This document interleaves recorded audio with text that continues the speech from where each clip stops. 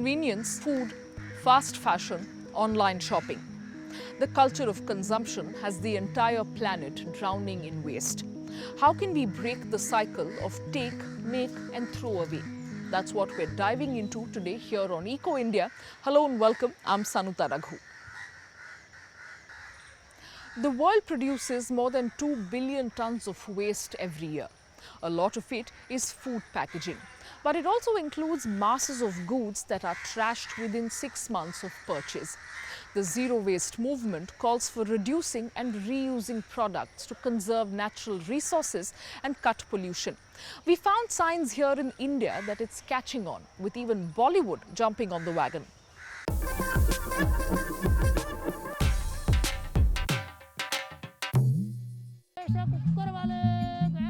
Muhammad Ishaq is the local jack of all trades around these neighborhoods of South Delhi. I repair gas burners, pressure cookers, mixie jars, zips of jackets and jeans. I repair many things. Merchants like Ishaq were once a much more common sight in big cities, going door to door, fixing anything people owned, to the extent they could. And when those items broke, they fixed them again. But things have been changing in India, as the practices of Western convenience culture have taken root. One indicator of this is the amount of waste the country now produces. It is estimated that India generates over 150,000 tons of solid waste every day, which is not as much as some Western countries, but this is likely to go up to more than double by 2025. The volumes continue to go rise because year on year we're adding on new kinds of waste. I think the waste composition also is shifting. There are new materials coming into waste stream. Then you also added with more of batteries, more of CFL lights, and we don't have a separate management system. So there has been a lot of emphasis and a lot of focus on trying to enforce or implement or encourage people on source segregation. Source segregation is when people collect solid and wet waste separately at the first instance. The low rate of this practice across Indian cities is a matter of concern. Equally, municipal waste management authorities in Indian cities have their priorities skewed. The majority of its funds go into collection and transportation, with little left for managing and processing the waste.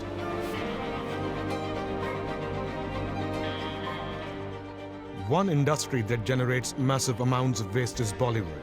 From the set itself to catering services that provide 3 meals a day for large numbers of people. Usually it goes directly to the dump, but something different is happening on this film set today. So basically we have a core crew of around 150 that we have on set every day, and there's a floating crew of around 200 to 250. At first people didn't really bother, but these guys have made sure that people get to know. Now even if the people don't understand the process, they at least know that we have 2 bins and the waste needs to be segregated. Divya Ravichandran owns the company managing waste at the shoot. It's called Scrap, and she started it in 2017. Typical shoot like this would generate anywhere between 15,000 to 30,000 kilos of waste. On an average, we've seen a shoot generates about 8 to 10,000 kilos every single month. Scrap's first project was at the Weekender NH7 Music Festival, a 2-day concert where the company managed over 7 tons of trash, processing over 80% of it, which would have otherwise gone to a landfill. Divya Ravichandran herself says she only produces 100 grams of garbage a year, trying to live a zero-waste lifestyle herself. Zero waste is a philosophy that aims to produce as little garbage as possible, and ideally, none at all. Proponents apply this approach to all aspects of life, avoiding food waste, switching to low-emission travel, and reusing materials to keep them out of landfills or dumping grounds.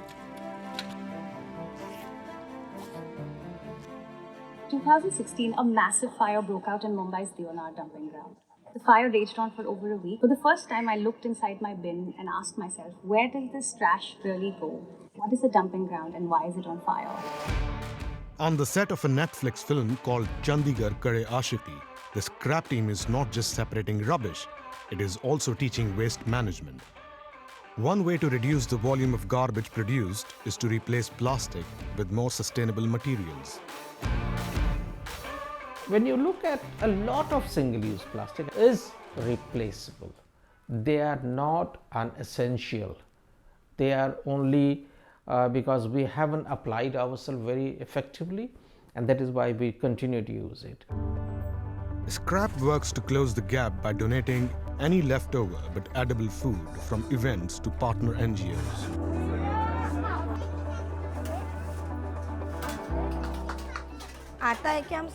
We distribute the food among the 200 children and 300 families from what we receive.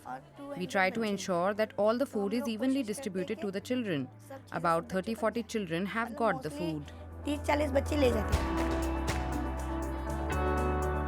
Isaac's income and the livelihood of merchants like him are on the decline, but the philosophy they uphold is more relevant than ever. Cutting down on waste requires a multi-pronged approach.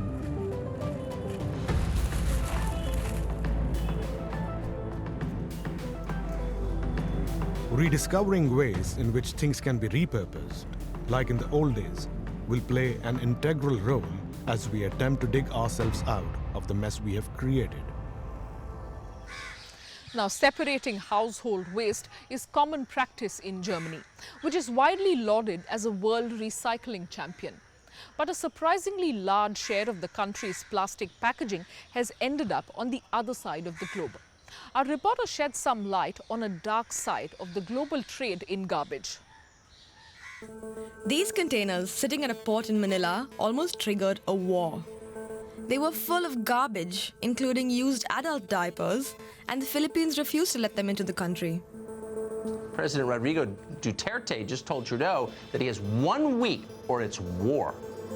After rotting in the sun for nearly 6 years, Canada finally took its waste back and burnt it. It made headlines everywhere and revealed the dark underbelly of the global plastic waste network. It's rife with corruption run by private traders and fly-by-night establishments, and Interpol found that it could be worse. We often find the same names linked to other crimes. Money laundering, tax evasion, fraud. It's all the same criminals. And the currency driving it all is plastic scrap.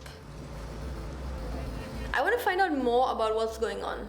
But everybody I'm speaking to seems to be answering in code. So how does the global plastic waste trade even work? And how can we get out of this mess? Enter China. By the 90s, China was becoming the world's manufacturer.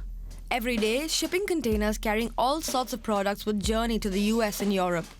But when they returned empty, they became a serious financial opportunity. The West consumed, collected its waste, and shipped it out of sight to China. China recycled what it could and sent back new products for more consumption. And this cycle was on repeat. And it was dirt cheap. For example, one US trader told me that even in 2010, while it cost around $85 to dispose of a ton of waste domestically, it cost only $35 to ship a ton of it to China. Could there be a sweeter deal, really? When low-grade or contaminated plastic was sent to China, either cheap labor was needed to sort it, or it had to be dumped and burnt. Within a few years, several Chinese towns near landfills and incineration sites started complaining of polluted air and water. Cancer rates rose. So by 2018, China had had enough. It effectively banned all plastic waste imports, and the world had lost its #1 recycler. But China was prepared.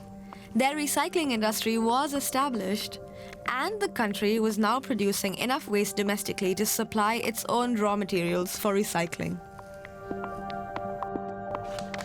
So post-ban, the rest of the world was scrambling. Some waste was burnt within the countries, but shipments of garbage still needed to find new destinations. And they found them soon enough in countries close to China like Malaysia, Indonesia, Thailand, Philippines, etc. Heng Chun is a campaigner with Greenpeace in Malaysia, the country that became the leading importer at the time. India is the 4th biggest importer. So Greenpeace, along with citizens, are now demanding that the West stop using them as the waste dumps of the world. Especially the richer country that produce lots of waste and then they put it to the global south. And then they're shipping the problem to global south. But here's where it all got really murky. You can't just recycle any plastic.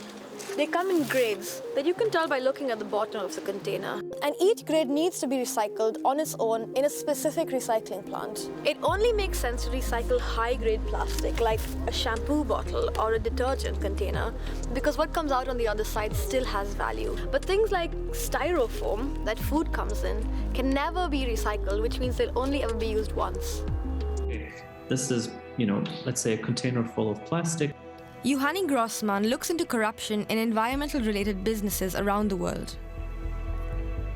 The government is going to pay, I don't know what, $5,000, I'm just making the figure up, to recycle it. And then the company says, okay, we're not actually going to recycle it. So we're going to keep $1,000, and then we're going to spend $500 to send the container, and we're going to pay somebody $1,000 in Indonesia to make it disappear, and then we still have $2,500 profit.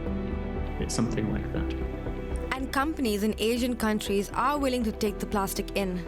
Local waste collection is much less developed here, and so clean plastic can be used to feed the upcoming recycling industries. But here's where laws can be broken. The Basel Convention is the international treaty that stipulates which plastics can and can't be traded. It says, for example, that contaminated or low-grade plastics need special permission from the receiving country's governments before they can be shipped. But independent investigators found that plastic traders have discovered ways to bypass this. First, waste shipments can be mislabeled and pass through customs checks in the West. And then companies in developing countries who offer to take in low-grade or unsorted plastic find ways to smuggle it past the local authorities. Even if checks take place, they can be evaded. And so the most obvious way in which corruption comes into play is to bribe officials to allow you to import that waste. Once allowed into the country, traders need to find a way to make money from the bad plastic. Investigators found unsuitable disposal, including into rivers, landfills, and plantations, along with cheap labor to be the main modus operandi. So basically the same things that happened in China. But there's even more criminal energy in this. Many criminals are relying on money laundering techniques, and this typically would take the form of a legal waste company that would engage in both legal and illegal trades and then mix the payments across these two business lines. Ailsa Hart's foundation has investigated the role of money laundering and tax fraud across the waste trade industry. For environmental crimes, this is a particularly effective strategy because it can be very difficult for authorities in the private sector to distinguish between legal and illegal trades. Proceeds from the illegal waste trade could be up to $12 billion annually. And for waste trafficking, many of the profits remained in the exporting countries, with importing countries only generating part of the profits from resale or reuse of certain waste. From 2021, the Basel Convention toughened regulations. More types of plastic were banned. But environmentalists say this still doesn't go far enough. If we leave the door slightly open, someone will go through it. Pierre Condamine's group fights for environmental justice. In November 2021, it lobbied the German government to halt waste exports to Vietnam. On average, a person in Germany generates up to 2 kilograms of trash per day. So can the European Union deal with its own waste output?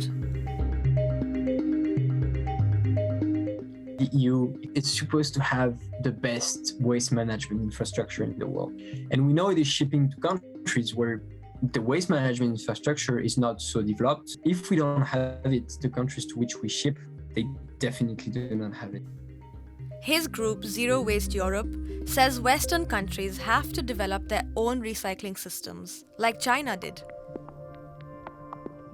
But so do emerging economies like India or Malaysia, where waste generation is rising.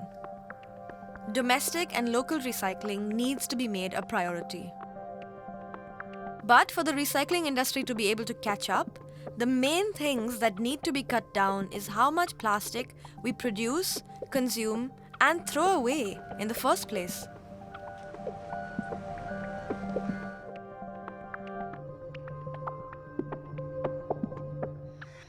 Well, in the West too, plastic ends up in landfills that are feeding grounds for birds. Scientists tracking seagulls in Spain have found evidence that the particles don't just pose a threat to the animals, but to the environment and people too. Waterproof clothing is a must here. Andy Green and Victor Martin are biologists. They're looking for seagulls in a lagoon called Fuente de Piedra. It's located between Malaga and Seville in Spain. I've grown fond of them in the meantime. As the years go by, you learn to appreciate these animals. Society gives them a bad rap, but their intelligence surprises us again and again.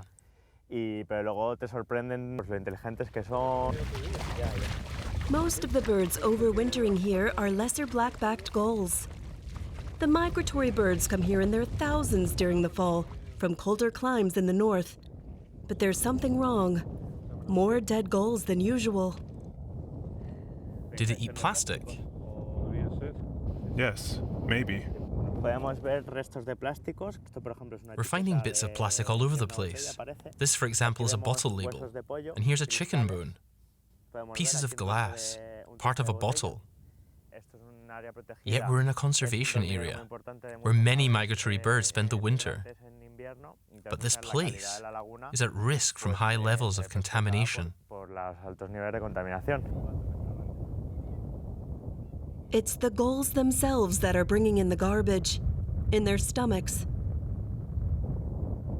They leave it behind in their excrement and vomit.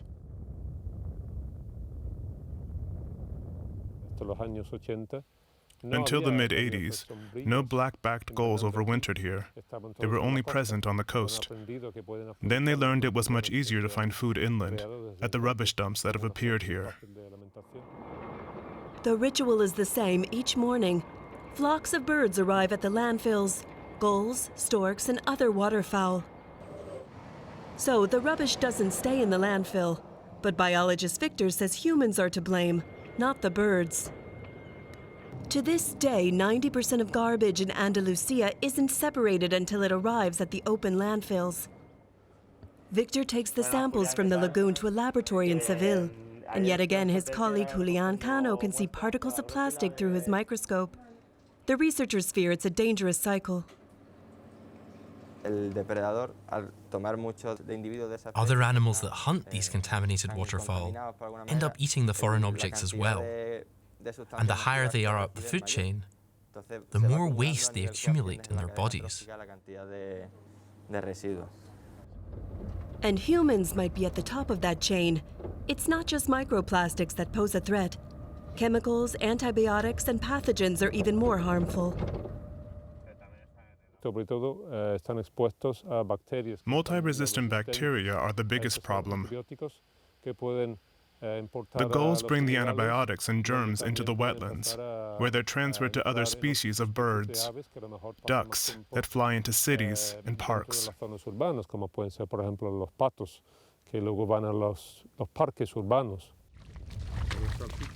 The gulls repeatedly provide them with new clues. Thanks to the birds' detective instincts, the scientists have made some unsavory discoveries. We noticed that the birds kept flying off in a certain direction. There had to be something attracting them. So we went to have a look and found an illegal dump.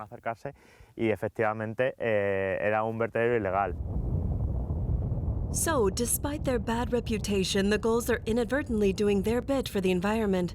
No wonder they hold such fascination for these biologists. They're small and made of plastic, sachets. These little packets might be handy, but they quickly land in the garbage bin, and they don't rot. In our web special, we chart the journey of such a sachet, from the origins of the raw materials it's made from to its end on the rubbish heap. We find out why the number of sachets is growing and why they're so lucrative for businesses and so disastrous for our planet. Find out more at dw.com/plastic. From garbage in the landfills of Spain to waste from online shopping. And I'm not talking about all the packaging. An Amazon logistics center in Germany has been accused of destroying returned merchandise. The practice is banned in Germany.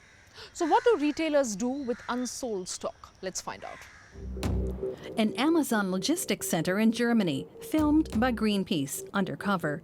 The video is said to show brand new clothing being destroyed. It triggered a storm. Destroying new products, destroying resources isn't tenable in the climate crisis. The Greenpeace campaign called out the online giant and raised awareness of the problem of waste. Valuable resources go into making clothes. One garment comes into contact with up to 3,000 different chemicals during production, and the simplest white cotton t-shirt requires 2,700 litres of water. That's what one person drinks in 2.5 years. The problem with online retail is that a lot of products get sent back. Processing them isn't always worthwhile for the company. Every year, 20 million items are destroyed in Germany alone. Logistics expert Björn Asdecker did the math and came up with that number. So are online retailers the biggest problem? Brick and mortar stores still have a higher sales volume than online retailers. Those stores do see fewer returns, but on the other hand, their amount of surplus stock left over is huge. And the industry has grown rapidly. Before the pandemic, the average person in Germany spent more than 900 euros on clothing a year. That's a market volume of 76 billion euros, most of which was spent on fast fashion. It was the clothing giants that offer low-priced fashion that saw massive growth. Being able to dress fashionably for little money is very attractive for many people, especially young people who don't earn so much. The pandemic was a huge shock to retailers. Germany had 3 lockdowns. In between, shops were offering cut prices to get rid of stock. Still, retailers were left with mountains of unsold clothes, winter collections, for example, that can't be sold in the summer. A total of 800 million new garments weren't sold. It's the so-called Corona collection. It's completely unclear what will happen with them. Many retailers are saying they plan to destroy them. But the mass destruction of new products is actually banned under German law. It's complete nonsense. Greenpeace doesn't need to worry. We don't know of a single case where brand new clothes that could still be sold have been destroyed. We don't know all 20,000 companies and can't look behind every door. There may be a few cases, but we're not aware of any. Amazon also feels wrongly accused and issued a statement. The number of products sold and shipped by Amazon that have to be disposed of is only a few per thousand, and we're working hard to keep reducing the number. Items may be donated, sold at a loss, put in storage, or recycled. Retailers often pass that work on to other companies, so it's not always easy to trace where textiles end up. If you were to conduct a study on the disposal of surplus stock by stores or the disposal of Corona surplus, no one would cooperate because all these things just get hushed up. It was only last year that Germany toughened up its laws, making the disposal of goods that are new or as good as new officially illegal. The law is mainly designed to create greater transparency, but will it work? The thing is, this law only applies to retailers and manufacturers. All the middlemen, platforms and disposal firms in between are not included. So in many cases, the law will remain a paper tiger. So, what can make a difference? Maybe we don't need so many new clothes? People in Germany own an average of 95 garments each, and 1 in 5 of them never gets worn. Everyday activism is the best way to protect the environment. Don't buy new all the time. With electronics, books and clothes, you can borrow, rent, share, swap. There are lots of models, but they need state support. The only problem, shopping is still a #1 hobby in Germany.